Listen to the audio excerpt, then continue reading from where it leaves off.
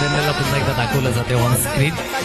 दिनेशजी भोईर यांचे चिरंजीव आहेत. पण ज्या वयामध्ये हातामध्ये कुठेतरी खेळणी पकडायची असतात ना, त्या वयामध्ये स्वतःच्या वजनापेक्षा जास्त वजन असलेली बॅट त्याने मात्र एका हाताने पकडले. ही जिद्द चिकाटी आतापासूनच त्याच्या माध्यमानं पाहायला मिळते.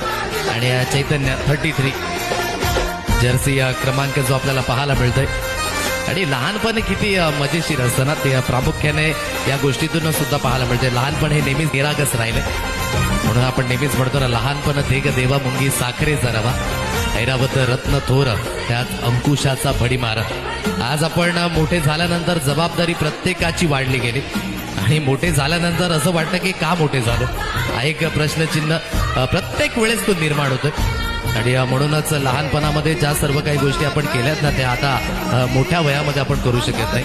पण लहान असताना वाटायचं मोठं झाल्यावर मनासारखं आयुष्य जगता येईल. पण खरं सांगायचं तर लहान असताना जे आयुष्य जगलो ते खरं आयुष्य आहे. मोठं झाल्यावर फक्त जबाबदारीचं ओझं घेऊनच जगावं लागतं प्रत्येकाला.